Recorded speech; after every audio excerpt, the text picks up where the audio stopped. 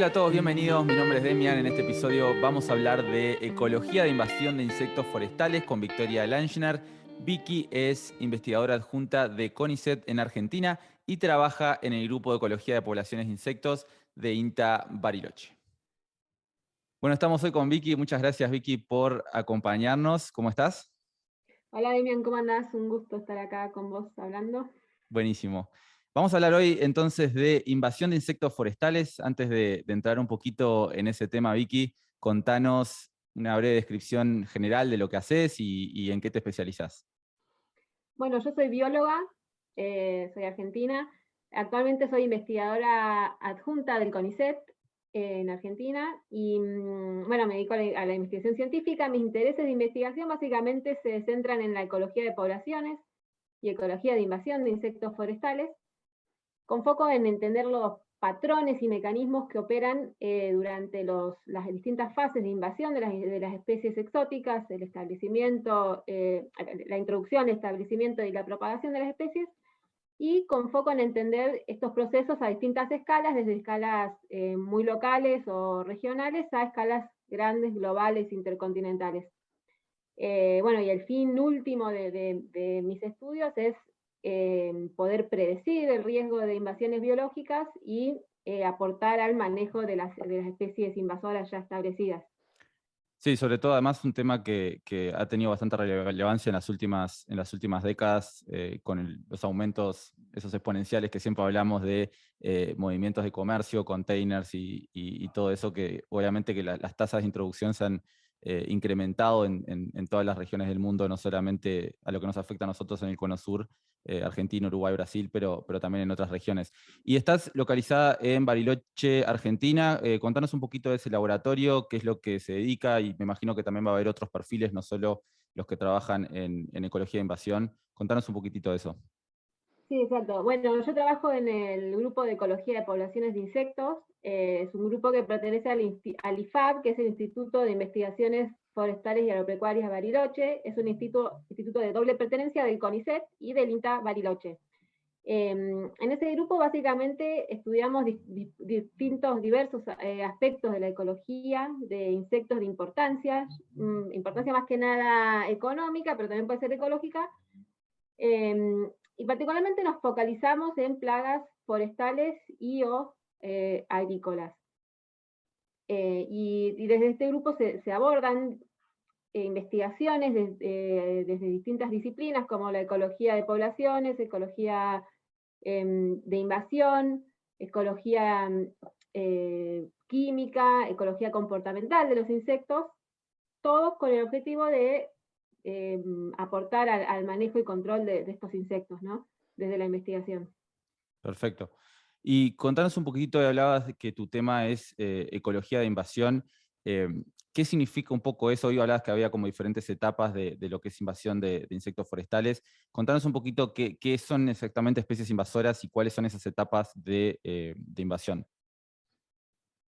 Bueno, sí, básicamente la ecología de invasión busca estudiar los procesos ecológicos que ocurren durante las fases de invasión de una especie. Como decíamos, eh, podemos dividir a la invasión de una especie en la fase que ocurre desde que eh, deja su rango nativo, digamos, la zona donde se distribuye y es transportada, ya sea voluntariamente o accidentalmente, a un nuevo lugar. Entonces ahí es el transporte, el arribo a un nuevo lugar, y luego ocurre el proceso que es lo que se conoce como el establecimiento, digamos, general, como nombraste anteriormente, durante las últimas décadas, con todo el proceso de globalización, se ha visto que ya sea por el comercio o por el movimiento de personas, las especies invasoras han aumentado muchísimo en todas partes del mundo. Ujú. Y entonces lo que vemos es que hay un gran movimiento de especies que son introducidas a un nuevo lugar. Parte de estas especies llegan y no prosperan, y una parte por ahí más pequeña logra establecerse y tener poblaciones viables en el nuevo lugar. Entonces ahí logramos el establecimiento y luego estas especies pueden propagarse en la nueva región, y ahí es en general cuando empezamos a verlas y algunas de estas pueden causar impactos negativos, que es cuando, bueno, encontramos un problema. Entonces lo que buscamos con la ecología de invasiones es focalizar en las distintas etapas de este proceso de invasión para tratar de evitarlo o manejarlo desde donde se pueda para reducir los riesgos o problemas económicos o ecológicos que causan. Sí, exacto. Bueno, un poco para clarificar, cuando hablamos de especies invasoras, son no solamente que son individuos exóticos, no nativos a esa región, pero además que generan algún tipo de impacto generalmente económico, ecológico en la región Claro. de arriba. En tu caso, has trabajado con insectos forestales. Me imagino que en tu región estás hablando de cosas que afectan generalmente pino. ¿Es algo que es así en en todo el sur de Argentina, o en otras regiones hay otros grupos que se especializan en otro tipo de insectos forestales también, en tema de especies invasoras? Sí, bueno, en lo que es puntualmente insectos forestales en Argentina, la mayoría está focalizado sí, en especies, como gran parte de la producción forestal se centra en pinos o eucaliptos en estas regiones, particularmente en Sudamérica, están focalizadas en eso, ¿no? Que son las que causan los problemas. También tenemos especies exóticas en el bosque nativo, pero en general han causado menos, y no sé si interés, pero hay menos gente trabajando en esos temas. Sí, pues generalmente creo que es uno de los debes a veces que tenemos en algunas regiones de poner más énfasis en los bosques nativos y conocer un poco la diversidad y los Exacto. problemas que están viniendo, seguro. Y bueno, contanos un poquito, uno de las especies que has trabajado, es Silex noctilio. Hace algún tiempo sacaste alguna publicación. Silex noctilio es la avispa taladradora. ¿Cómo es que le llaman en Argentina el nombre común? Avispa taladradora de pino. Sí, sí, avispa barrenadora de los pinos, Ordenadora se de la los conoce pinos. comúnmente, o avispa de los pinos. Es una avispa originaria de Eurasia, desde Europa y Asia y el norte de África, que ha invadido distintas partes del mundo, incluida Argentina y Uruguay, Brasil, Sudáfrica, Australia, Nueva Zelanda, muchas regiones del mundo, también Estados Unidos, donde hay pinos, ya sea nativos o exóticos. Esta especie ataca a los pinos, la avispa coloca sus huevos dentro de los troncos de los pinos, y los huevos eclosionan, se desarrollan adentro de la madera, del xilema de los árboles, las larvas se desarrollan ahí, y entonces durante ese proceso, junto con un hongo que también inoculan en la madera, en general matan a los árboles que atacan. Entonces eso ha generado un problema grande, particularmente en el hemisferio sur, donde esta avispa puede causar grandes mortalidades en plantaciones de pino. ¿Y cuáles son esos árboles que son atacados o seleccionados para atacar por la avispa taladradora? Esta avispa en general ataca árboles debilitados, ya sea árboles porque por distintas razones no están en un buen estado fisiológico, ya sea porque el manejo fue pobre, porque son plantaciones muy densas, plantaciones no cuidadas, o también que están bajo estrés ambiental, ya sea sequías o a altas temperaturas, alguna cuestión que afecta a la fisiología del árbol y la predispone al ataque de la avispa, digamos. Sí, en un trabajo que sacaste hace algún tiempo, vos hablabas sobre las secas o secas prolongadas como uno de los precursores más importantes de estos outbreaks o estas explosiones poblacionales que daban estas avispas. Contanos un poco más de qué encontraste y cuál fue el proceso de estudio ese.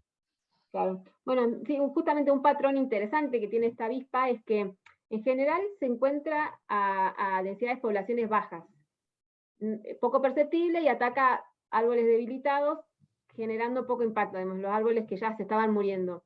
Pero bajo ciertas condiciones lo que se ve es que hay un estallido poblacional, de repente hay muchísimas avispas en el sistema, y en esas situaciones tienen la capacidad de generar grandes mortalidades en las plantaciones. Hemos visto mortalidades de hasta el 80% de los árboles de un rodal. Y entonces, lo que hicimos en ese trabajo es, nos preguntamos, bueno, ¿por qué ocurren esos estallidos poblacionales? ¿Qué los dispara o qué los predispone? Entonces, muestramos acá en Patagonia, en un área digamos, en varias provincias de la Patagonia, donde hay plantaciones de pino, mediante anillos de crecimiento de los árboles, lo que pudimos es datar cuándo ocurrieron, fuimos a plantaciones donde ocurrieron estallidos y datar en qué año ocurrieron, con qué dinámica, digamos, con qué dinámica temporal. Y lo que vimos es, por un lado, es que la mayoría de estos estallidos en la Patagonia estuvieron sincronizados en el tiempo, como que hubieron periodos de tiempo donde hubieron muchos estallidos en distintos lugares de la Patagonia muy distantes entre sí. Y por otro lado, cuando empezamos a analizar, bueno, ¿qué causa eso? Lo que vimos es que en general el disparador de estos estallidos fueron sequías grandes que ocurrieron, que evidentemente predispusieron a grandes cantidades de árboles a ser atacados, mejoraron la capacidad de la avispa de reproducirse, ya sea de menos mortalidad o más fertilidad, eso no sabemos bien cuál es el proceso que ocurre, pero de repente, ante grandes sequías, ocurren estos grandes aumentos poblacionales de la avispa y grandes mortalidades de pinos. O sea que en toda la región del sur de Argentina, un poco en su momento, hubieron explosiones poblacionales simultáneas, sincronizadas, relacionadas a lo que es clima o secas o condiciones más de paisaje, diríamos. Exacto, sí. Ahí está. Y otros tipos de problemas que se hayan visto, me imagino que vos decías que estudiaste esto como mirando para atrás, ¿no? Fueron y vieron donde se habían hecho las explosiones poblacionales, entonces estudiaron esos árboles y ver cuándo se dieron estos procesos. ¿Esta avispa sigue siendo un problema hoy en día? Y la otra pregunta es, ¿qué otro tipo de insectos también son favorecidos por este tipo de secas? Sí, bueno, lo que vemos es que se dan estos como periodos, largos periodos en los que la avispa permanece a bajas densidades. Se observan, digamos, tal vez ya sea por mal manejo o por cuestiones más locales, localidades o lugares donde de repente hay altas densidades pero muy locales, sigue estando la avispa, sigue siendo un problema, y lo que nosotros suponemos es que eventualmente ante otro suceso así climático regional de que predisponga a los árboles, va a haber otro estallido, digamos, como que no es que podemos decir que ya está, ya explotó y se fue, sino que lo más probable es que siga habiendo un problema recurrente en el tiempo, asociado a sequías o a alguna cuestión que afecte la fisiología de los árboles. Sí, tal cual. Y en general sí, lo que vemos es que hay distintas especies que se favorecen también por los árboles debilitados. Acá tenemos, bueno, en general las plagas de pino, acá en la Patagonia, digamos, como pinos exóticos, en general son especies exóticas, son especies que han invadido. Está Cirex, tenemos a Pisodes castaneus, que es un gorgojo también que se desarrolla bajo la corteza, los escolíptidos, que también son un grupo de curculiónidos que se desarrollan debajo de la corteza y son favorecidos por la presencia de árboles debilitados. Y ahora no se me viene a la cabeza, pero hay así varias especies que... Sí, esos son como los típicos más comunes que siempre uno encuentra en esa región, ¿no? Y Sí. se sabe, por ejemplo, el caso de Cirex, para los que no saben, Cirex estamos hablando de una avispa de varios centímetros, o sea, estamos hablando de probablemente una introducción a través de trozas de madera, en su momento, me imagino, hace varias décadas, igual que en Uruguay, en Brasil, es una especie que está establecida hace más de 50 años capaz, o por lo menos más de 40 años. Que es un caso muy diferente a otros grupos que vamos a hablar un poquito ahora después, como los escolítidos, que son introducciones a veces un poco más recientes. ¿Se sabe un poco a qué está relacionado esa introducción de Cirex en Argentina, o el periodo que se introdujo y por qué? Bueno, lo que sabemos es, o sea, no sabemos a ciencia cierta cómo fue introducido, pero el primer registro de Cirex en la región, digamos, en Sudamérica, fue en Uruguay, en la década de los 80. Se supone que ingresó con un cargamento de madera. No sé, no me acuerdo si hay alguna hipótesis de dónde venía, pero tengo como la idea de que venía de Australia, o en Australia ya era un problema, en Australia y Nueva Zelanda fue introducido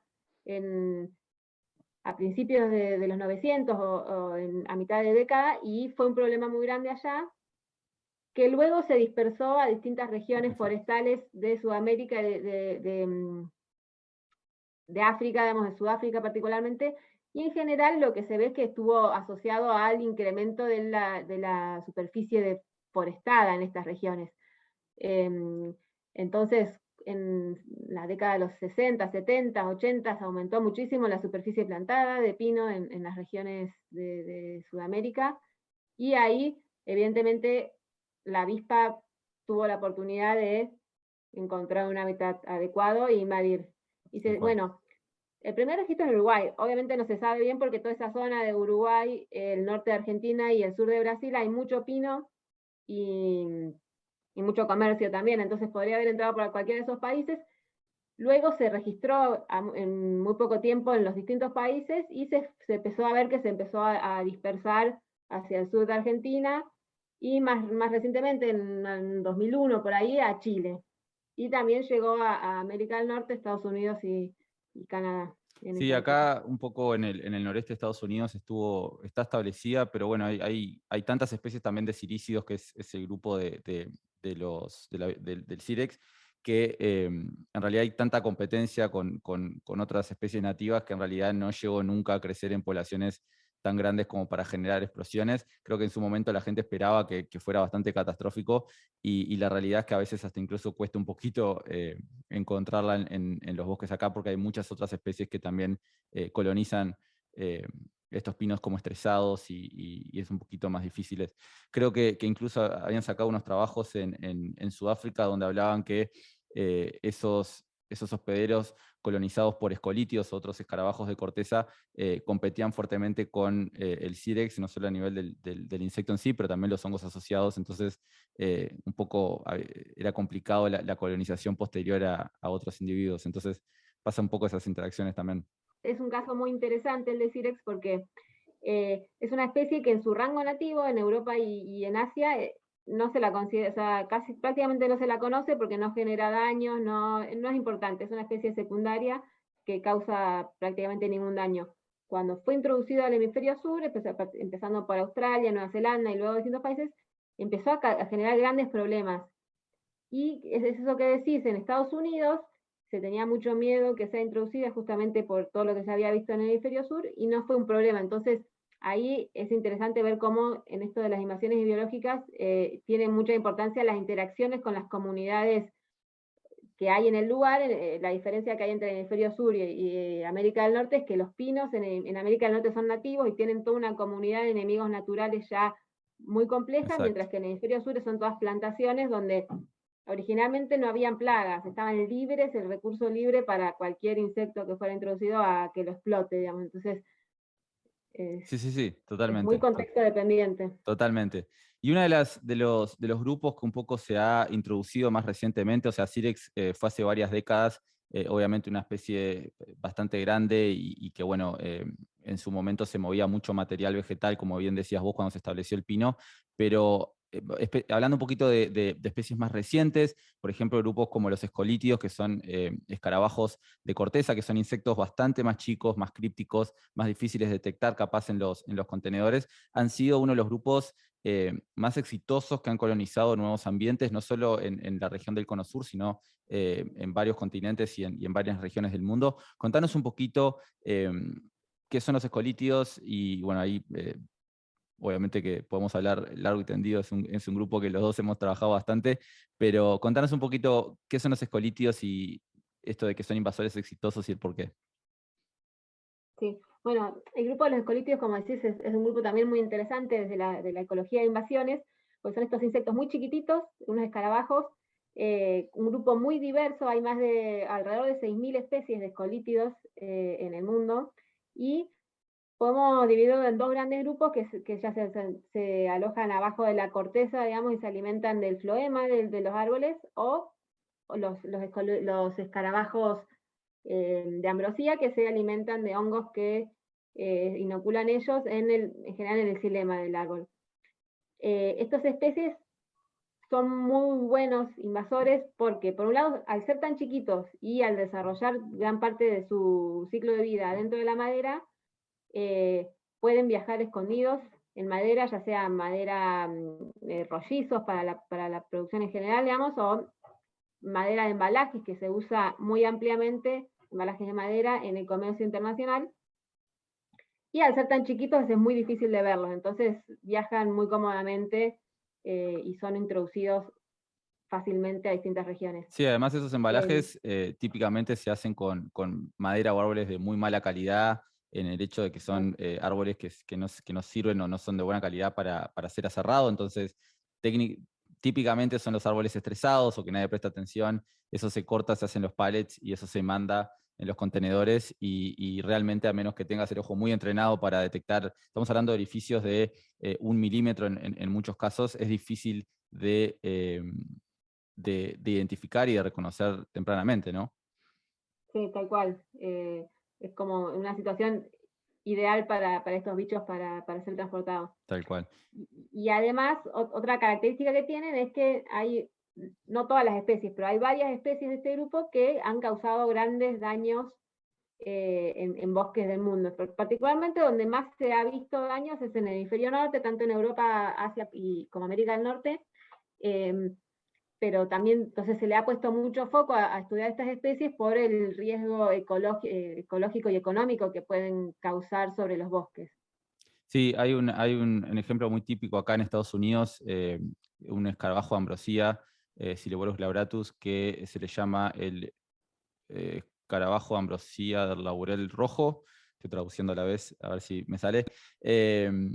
Fue una introducción de hace unos 20 años que ataca todos los árboles y dentro de la familia de las lauráceas, que es como la palta y otros, bayas rojas y otros más, que realmente ha causado impactos ecológicos muy fuertes, porque el hongo ese que vos hoy hablabas, que vectorizan ese hongo que es alimento en realidad de las larvas, termina siendo un patógeno vascular bastante importante y bueno, los árboles, ni bien son inoculados con este hongo, terminan muriendo muy rápidamente y en los últimos 20 años creo que ha causado mortalidad de más de 300 millones de árboles en el este de Estados Unidos, prácticamente desapareciendo especies enteras de este grupo. O sea que muchas de estas introducciones justamente han causado impactos tremendos.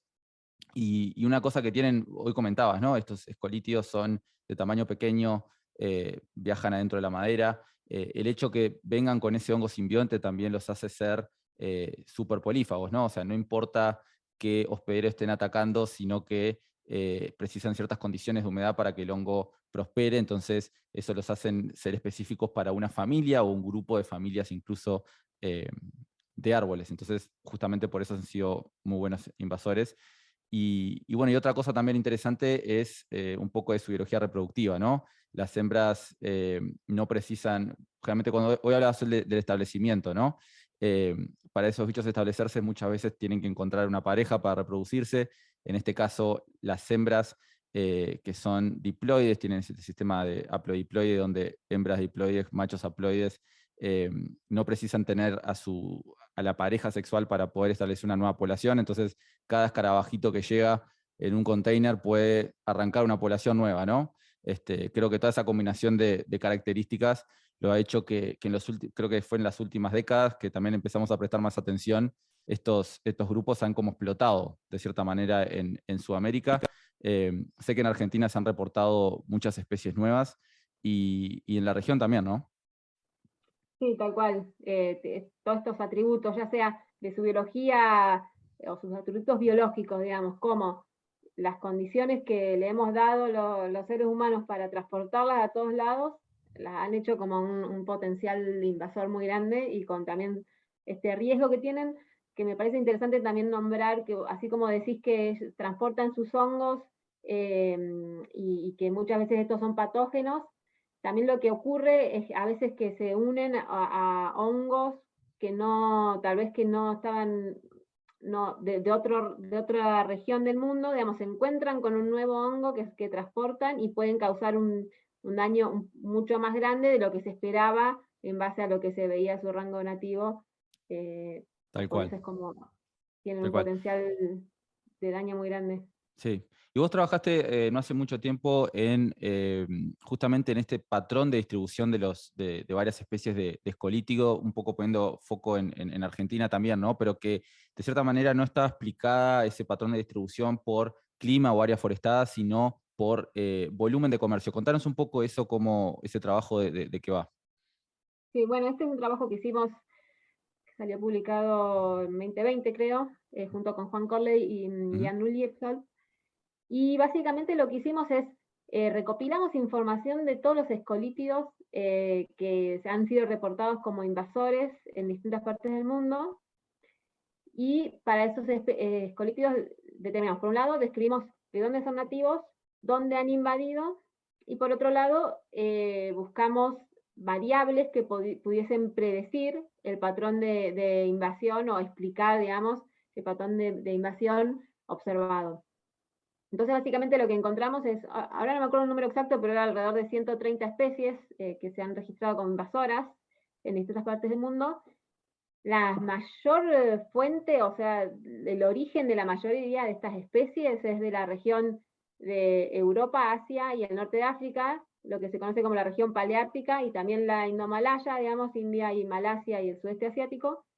Y las mayores introducciones, o sea, los países, las regiones que más especies han recibido son principalmente el neártico, que es América del Norte, y el neotrópico, que es todo América del Sur y América Central.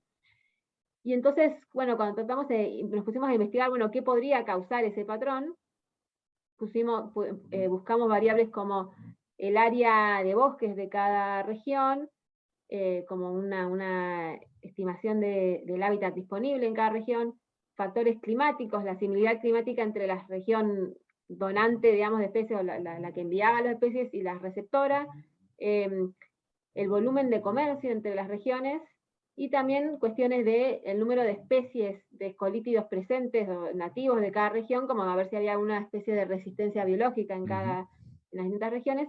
Y lo que encontramos es que para todos los grupos, tanto los escolítidos, el escarabajo de la corteza, digamos, como los de Ambrosía, el factor que mejor explica ese patrón es el volumen de comercio, digamos, que a esta escala intercontinental al menos, este patrón que vemos de invasión ha sido explicado por el movimiento del comercio entre las regiones durante las últimas décadas, ¿no? Que vimos que se ha incrementado masivamente desde la década de los 80, 90 hasta la actualidad, ha crecido mucho, por eso también cada vez vemos más ¿Y es registrados más volumen registros. de comercio en general o estamos hablando de, por ejemplo, interacciones o relaciones comerciales con algunas regiones en particular del mundo? ¿Cómo funciona eso? ¿O básicamente lo que analizaron ustedes fue volumen de comercio, cuántos containers llegan básicamente por año a las nuevas regiones? Claro, bueno, nosotros usamos una variable bastante gruesa porque es difícil encontrar un dato muy preciso. Claro. Y como asumimos que, o sea, lo que usamos es el volumen de comercio entre regiones, o sea, entre países de todas las regiones, durante los últimos 150 años. La variable que usamos para medir el volumen de intercambio de comercio entre los países fue el volumen en dólares de intercambios entre países, digamos, de comercio, de importación, exportación entre todos los países de cada una de las regiones. Y usamos esta variable gruesa también porque asumimos que, como sabemos que los embalajes de madera son una de las principales fuentes digamos, de intercambio de especies, o sea, estas especies se mueven principalmente en embalajes de madera, y casi todos los productos comercializados a escala global usan Tienen embalajes eso. de madera, asumimos que era un buen indicador. Si bien obviamente sabemos que hay un error ahí Sí, sí, no es la son esos variable datos más que son a precisa. veces difíciles de obtener, sobre todo en algunas regiones o algunos países del mundo que no hay Claro. tantos datos recolectados también. Y un poco de la importancia de lo que hoy comentabas, ¿no? En todo este proceso de la ecología de invasión de estas diferentes especies, la importancia de conocer la diversidad nativa y el estudio de los bosques nativos, porque hay muchas interacciones, como decías, ¿no? Tanto tomar ciertos hongos de otras especies o otras comunidades, cómo también interaccionar con esas diferentes especies es algo que para entender qué es lo que puede pasar y entender los riesgos es súper importante conocer, y creo que es algo que capaz que en la región muchas veces y en muchas regiones también no tenemos muy claro, ¿no? Sí, exacto. Sí, es un mundo de interacciones que hay también, no solo con los hongos, sino con otros organismos, microorganismos que directamente desconocemos, y cada vez se sabe un poquito más y nos damos cuenta que es un mundo complejísimo. ¿Sí? Sí, sí, tal cual. Me acuerdo hablando con Sandy Liebhold, que es uno de los referentes en tema de ecología de invasiones, hace algún tiempo hablábamos de estos, que uno tiende a pensar en especies invasoras como esas cosas que uno observa fácilmente que llegan y hacen un daño, pero también hay un montón de casos y ejemplos de esos organismos que son establecidos, pero uno no ve el impacto a corto plazo, ¿no? O sea, cómo afectan esas comunidades de hongos o insectos que son establecidos en el largo plazo en la diversidad nativa de tanto escarabajos como hongos, ¿no? Nosotros hicimos un trabajo sobre un escolitio de ambrosía asiático que generalmente uno lo considera como inofensivo, y estuvimos viendo justamente que vectorizaba hongos de descomposición, ¿no? Entonces esos hongos estaban compitiendo muy fuertemente y desplazando descomponedores nativos. Entonces esto es algo que no se observa a corto plazo porque el bicho está matando árboles, entonces no está en el radar de nadie, pero sí obviamente va a haber un impacto a largo plazo que muchas veces no estamos cuantificando, ¿no? Claro, sí, ese es uno de los riesgos que hay con las invasiones biológicas, que muchas veces se pone foco solo en estas que generan un impacto económico en especies de interés Ujú. puntual para el humano, pero cuesta cuantificar y saber el impacto ecológico que generan sobre los ecosistemas nativos. Muchas veces pasan inadvertidos o los Tal vemos cual. recién después de mucho tiempo Sí. y ya no se puede evitar. Sí, y contanos un poquito, sé que hiciste, como tuviste experiencias de intercambio y pasantías en el exterior, sobre todo en Estados Unidos, por lo menos un par de laboratorios. Contanos un poquito de esa experiencia y bueno, qué productos obtuviste de todo ese intercambio.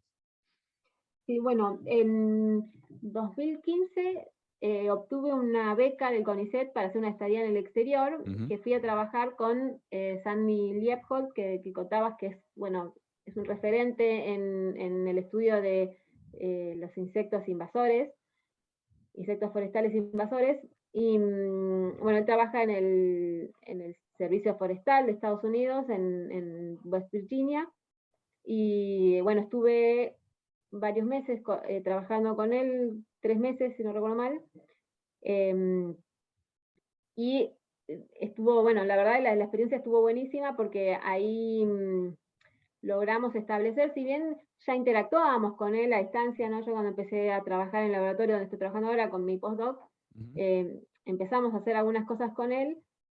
Esta fue la oportunidad para fortalecer mucho más la interacción y bueno, aprendí muchísimo de él, la verdad que fue una experiencia de las mejores que tuve en mi carrera. ¿Son comunes estos financiamientos de CONICET para ir a hacer intercambios al exterior y un poco especializarse en algo? Sí, bueno, estas convocatorias de estadía en el exterior son, en general, bueno, hasta antes de la pandemia se largaban regularmente.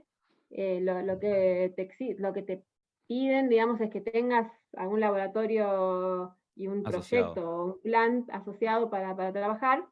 En general, lo que sí no son financiaciones muy grandes, digamos. Te pagan el pasaje y algunos gastos y tenés que muchas veces tener algún otro proyecto o alguna otra financiación que complemente. eh, Sí, sí. pero sí, las oportunidades están. Sí, no, buenísimo. La verdad que sí, esas oportunidades creo de intercambio, de un poco formación en el exterior, por más cortas o largas que sean, son súper valiosas siempre y creo que está bueno que sean de cierta manera apoyadas por las diferentes instituciones en el país y en la región, ¿no? Exacto, sí. Y contanos, ¿cómo te interesaste en esto de la ecología de invasión de insectos forestales?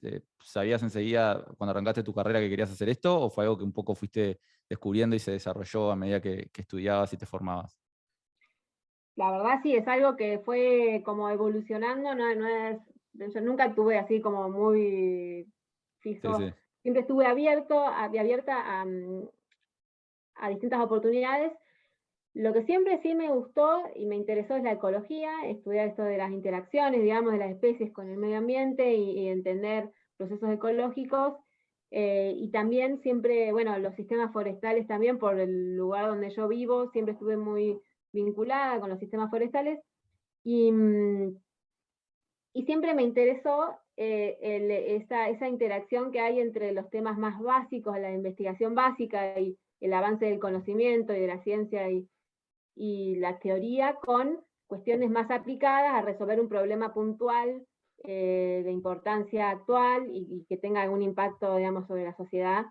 Y entonces, siempre, bueno, vi como el estudio de las invasiones biológicas y los insectos son un caso puntual en esto muy, muy, muy interesante para hacer ese nexo entre la ecología más teórica o más básica con la ecología aplicada Sí, a la tal cual. resolución de Sí, problemas. sí, y cómo eso afecta realmente a la sociedad, a las diferentes comunidades, y hasta cómo esas cosas que has estudiado y un poco se notan en los papers que has sacado y en tu línea de investigación se nota muchísimo cómo esos productos son realmente cosas de mucha relevancia hasta para desarrollar legislación o cómo esto va a afectar a no solo el país, pero la región. Creo que es una combinación muy interesante. Entiendo perfectamente, creo que los dos tenemos un perfil bastante parecido, vos un poco más de ecología, yo un poco más de taxonomía sistemática, pero también con ese foco de aplicación a tanto el país, la región, o temas que afecten también a la sociedad, así que muy bueno, la verdad. Y te quería preguntar, ¿cuál es un poco en este proceso de formación? Vos estudiaste en Argentina, tuviste etapas de formación en el exterior también, sobre cuál ha sido como el desafío más grande de trabajar en esta línea de eh, ecología e invasión de insectos forestales, en particular en Argentina, que es donde te tocó y donde te está tocando desarrollar tu carrera. Bueno, se podría nombrar bastantes desafíos. Eh, Como todo, bueno, cuando estamos en un país, como la mayoría de los países de Sudamérica, en vías de desarrollo, digamos que las financiaciones no son muy importantes.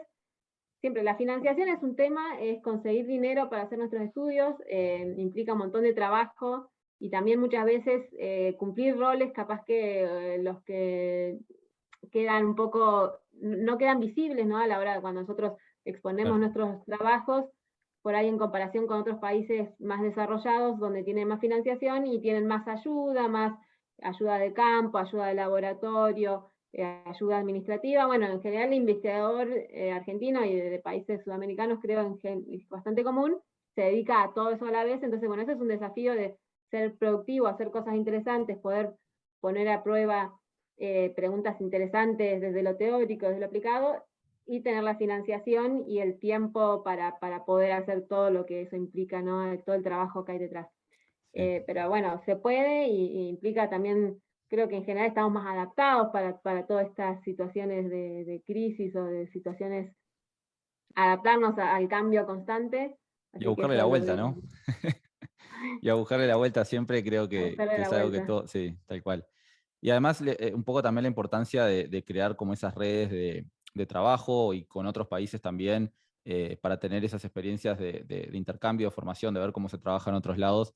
Creo que es una de las fortalezas que en nuestros países hemos tratado de hacer mucho, y que de hecho con Vicky hoy en día somos parte de un grupo de sanidad forestal del Cono Sur que justamente busca fortalecer esas relaciones entre los diferentes países de Sudamérica en temas de investigación en sanidad forestal y de hecho tenemos proyectos en común, entonces un poco creo que esa fortaleza regional también muestra cómo hemos interaccionado entre los diferentes países, ¿no? Sí, exacto. Yo creo que eso es, y las herramientas actuales que tenemos, ya sea por todas las cuestiones a través de Internet, o se han generado un montón de herramientas, de plataformas que nos ayudan a interactuar. También nos acostumbramos mucho más a esto de las reuniones virtuales.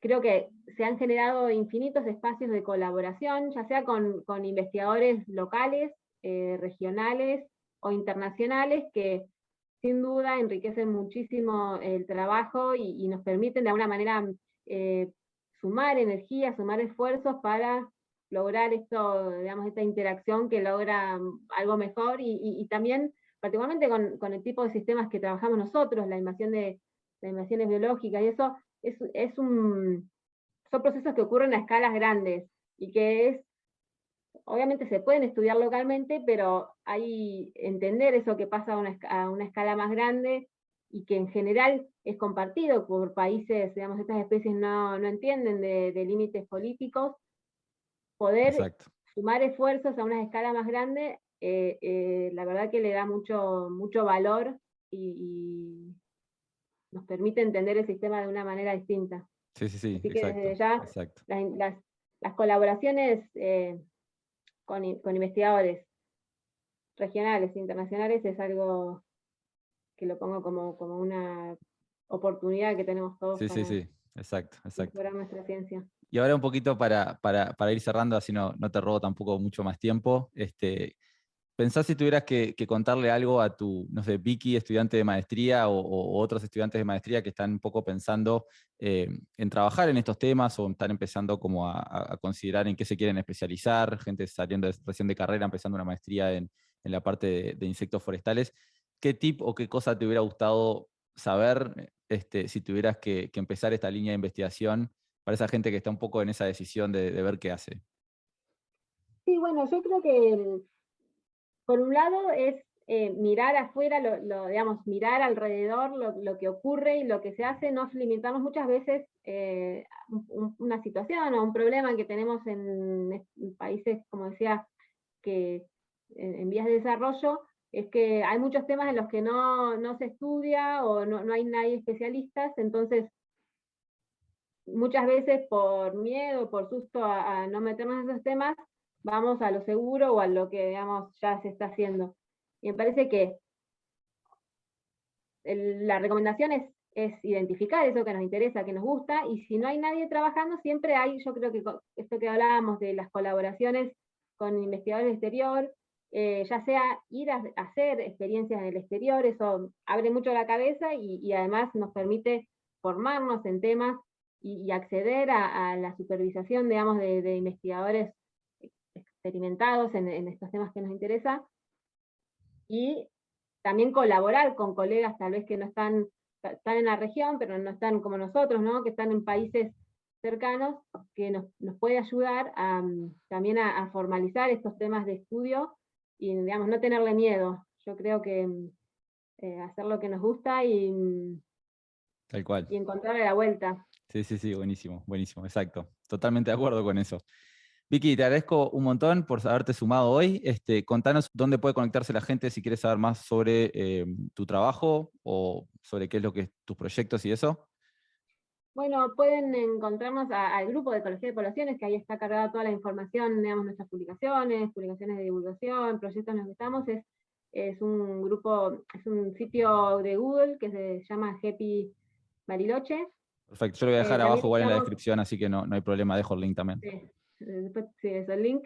Estamos en Facebook también como Happy Bariloche y en Instagram. Y ahí vamos Perfecto. mostrando las cosas que hacemos sí, los Buenísimo, voy a dejar productos. todos esos links entonces en la descripción. Vicky, muchísimas gracias por sumarte hoy a hablar sobre este tema, súper interesante, así que te agradezco un montón. Bueno, gracias a vos y un gusto. Hasta luego, chao, chao. Chao, chao. Vamos entonces terminando este episodio. Muchas gracias, como siempre, por escuchar. Les dejo algunos links relevantes sobre dónde comunicarse y conectarse con Vicky en las notas del episodio. Y por supuesto, si te interesó lo que escuchaste, te invito a que te suscribas y dejes un comentario. Muchas gracias nuevamente. Nos reencontramos en la próxima.